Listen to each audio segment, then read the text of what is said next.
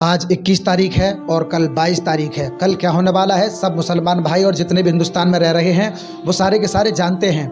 कल राम मंदिर का उद्घाटन होने वाला है और हिंदू भाई हमारे जय श्री राम के या जय जय राम के नारे लगा रहे हैं।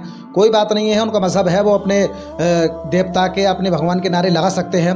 पर ये स्टेज पर बैठने के बाद ये एक वहाबी मौलवी साहब हैं, ये जो अपने लिए बहुत ज़्यादा धर्म गुरु मानते हैं, अपने लिए बहुत सच्चा और अच्छा मानते हैं। हम लोग अगर मज़ार पे जाते हैं तो शिर्क शिर्क करते रहते हैं हर वक्त। पर अब ये खुदा के साथ किसको शामिल कर रहे हैं स्टेज पर बैठने के बाद बड़ा ये राम जी के गुण गा रहे हैं। तो जो गुण गा रहे हैं राम जी के वो तो हिंदू हैं, उनकी आस्था है वहाँ से।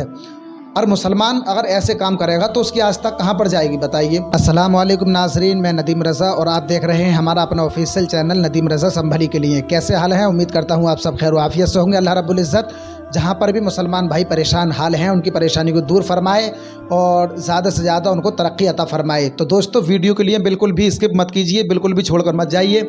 आज की वीडियो बहुत ज़रूरी है, ये बहुत ख़ास है, बहुत अच्छा पैगाम इस वीडियो में देने के लिए जा रहा हूँ। हर मुसलमान के लिए ये वीडियो बहुत ज़रूरी देखनी है। आइए इस वीडियो में ये वहाबी मौलवी क्या कह रहा है, क्या पढ़ रहा है, आइए ये थोड़ा सा वीडियो है इस वहाबी मौलवी का देख लेते हैं। उसके बाद एक हज़रत हैं, मौलाना है, उनका भी आपके लिए बयान आया है सामने, उनका भी मैं आपके लिए सुनवाऊंगा। आइए ये मौलवी, इसकी वहाबी मौलवी की वीडियो आप देख लीजिए। थोड़ा सा वीडियो है, देख लेते हैं। घिरना है यही राम के लेख की रेखा, आ गया अब विश्वास, जब जब राम ने जन्म लिया तब तब पाया वनवास। राम हरि के युग में आए, क्या यार, कैसे मुसलमान है ये? राम की पूजा की। कौन से मुसलमान है यार ये? देखिए, आपने देखा इसको वीडियो को जी। ये देवबंदी मुफ्ती साहब हैं। अच्छा। अब कह रहा हूँ मुफ्ती साहिब, अब ये पता नहीं कि मदरसे के आगे पड़े हुए हैं या पीछे पड़े हुए हैं, ये तो अब आप इनकी ज़बान से खुद ही समझ चुके होंगे। मैं इनकी इस वाक़ई गुफ्तगू को सुन करके जो ये मुशायरे में पहुँचे हैं और इन्होंने जो राम के ताल्लुक़ से ये जो पढ़ा है, तो इससे मैं ये समझा कि आखिर वो करबला का वाक़िया जी कि जहाँ हज़रत इमाम हुसैन हक़ की खातिर खड़े थे, और सिर्फ यही नहीं कि खड़े रहे बल्कि अल्हम्दुलिल्लाह अपने दीन मतीन की खिदमत की खातिर, उसको बचाने की खातिर उन्होंने अपनी भी कुर्बानी पेश की और अहले बैत किराम की 72 नुफ़ासाए कुदसिया की भी उन्होंने कुर्बानी पेश की।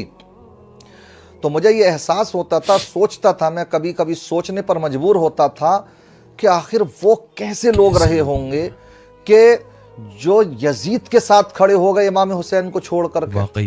समझ रहे हैं? मैं सोचता था इस बात को, मगर इनके इन बदमाशियों को देख करके कि ये चंद सिक्कों की खातिर इंसान अपने ईमान का सौदा कैसे कर देता, ये जब हमें अपनी निगाहों से देखना पड़ रहा, सुनना पड़ रहा, तो अब यकीन हो रहा है कि इन्हीं की नस्लों से ये भी हैं। समझ रहे हैं कि जिन्होंने कि चंद सिक्कों की खातिर, हुकूमतों की खातिर हजरत इमाम हुसैन जो आका के सच्चे नवासे हैं उनको शहीद कर दिया था। समझ रहे हैं? तो आप ये देखें कि क्या किस तरीके के कुफरिया कलिमात ये बक रहे हैं। मैं आपको इसलिए बता रहा हूं ये बात कि देखिए 22 जनवरी करीब है।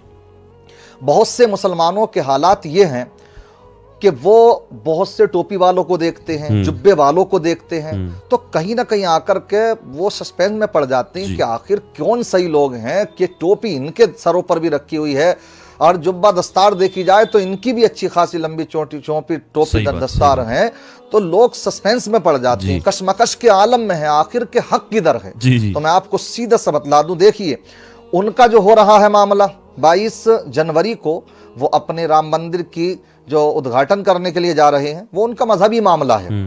हालांकि हमें हाँ तकलीफ रहना चाहिए, क्योंकि ये बात सब जानते हैं कि जो कोर्ट का फैसला आया था वो सिर्फ उनकी आस्था की बुनियाद पर आया। मुसलमान खामोश रहे, कोई फितना फसाद नहीं होने दिया, कोई नहीं किया, सब्र कर लिया था, तहम्मुल से काम लिया था।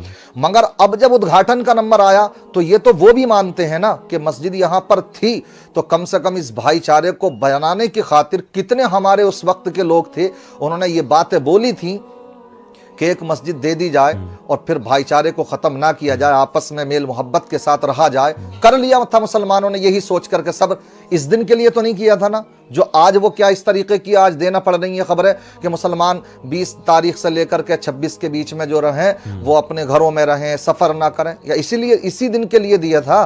खामोशी के साथ भी तो कर सकते हैं वो। तो इसलिए बहुत से किस किस तरीके की बकवासें करते नजर आ रहे हैं। तो मैं इसके ताल्लुक से एक आपको क्लिप दिखाता हूं छोटी सी, उसके बाद में हल्का सा तबसरा करूंगा, फिर आप खुद सोचिएगा और जरूर मुझे आप कमेंट करके बताइएगा कि ये जो बकवास कर रहे हैं क्या ठीक है। आप सुने जरा, इन साहिब को देखें, इनकी गुफ्तगू देखें किस तरीके से दलाली करते नजर आ रही हैं।